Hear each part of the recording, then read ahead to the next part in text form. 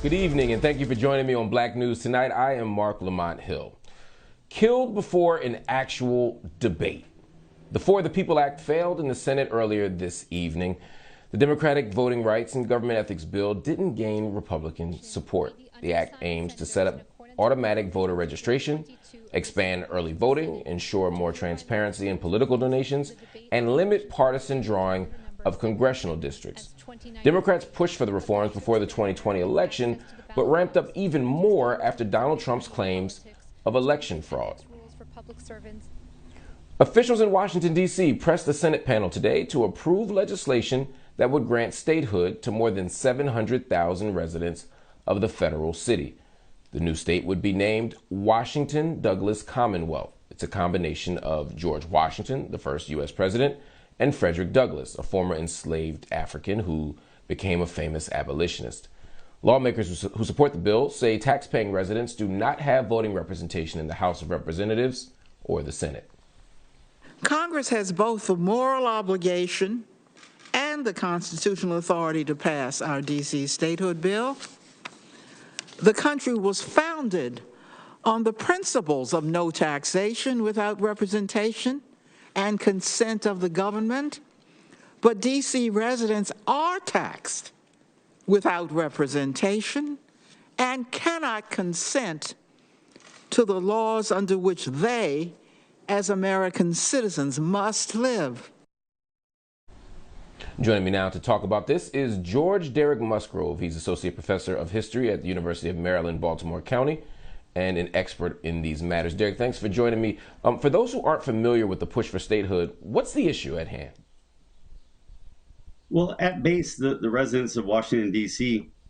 don't have voting representation in Congress. We do have a local government, and that local government has been in place since 1975.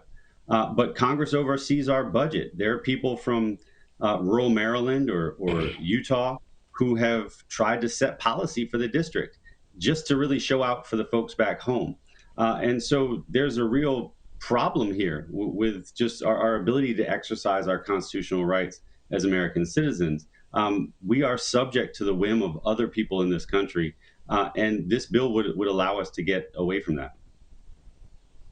What's the best argument against statehood? I mean, I understand some people just don't want it because they don't want a bunch of black people having that much control over a state. But is there a legitimate argument, maybe even throughout history, for why the capital would have taxation without representation, why the state would be laid out the way it is? Well, there's a strategic argument when it comes to sort of doing something other than statehood. There's three different ways that that DC residents could potentially get voting representation in Congress again. There's statehood, which is on the table right now, and in which a majority of DC residents support. There's an amendment to the Constitution that would allow DC to have representation in Congress as though it was a state, but keep it the capital. That was actually passed in 1978. And it was killed before the states by new right activists, people like Phyllis Schlafly and Pat Buchanan. And then the last option is retrocession, which is ceding the land from the federal government back to Maryland. And then the people of the populated areas of the district would become Maryland residents and have representation, sort of voting as part of Maryland. There are a lot of Republicans who prefer the third one, retrocession. The problem is that DC residents don't want it, and Maryland residents don't want it. And so if you end up getting retrocession in this instance, you're essentially forcing it down the throats of folks. The basic reason, I think, is that when I talk about the DC side, you can say we haven't been part of Maryland for 220 years. We have a slightly different culture. We have different interests. And folks in the city have decided that they want to have two senators, voting representative. They see themselves as separate than Maryland. The other reason is that the reason we have so much traction behind statehood today is because nationally Democrats see statehood as being in their interest.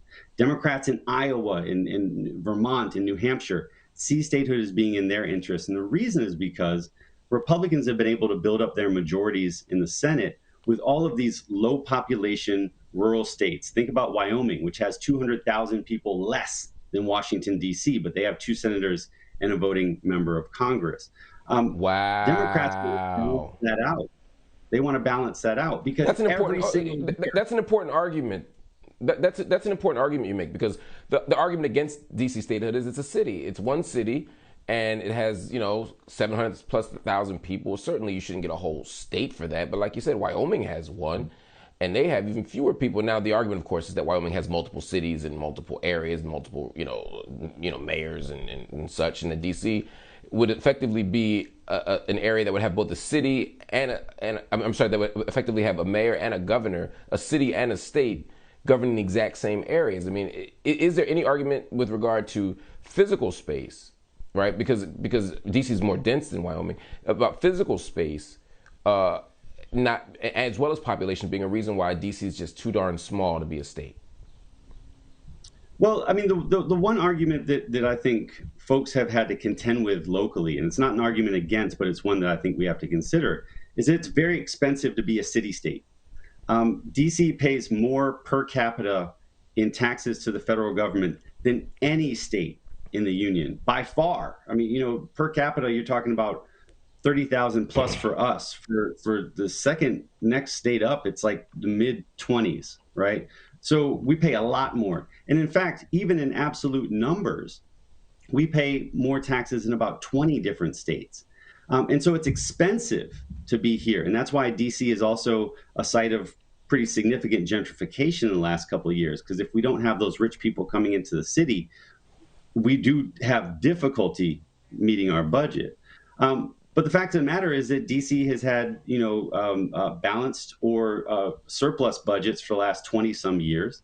The population is seeking statehood, and so we're willing to make that trade-off.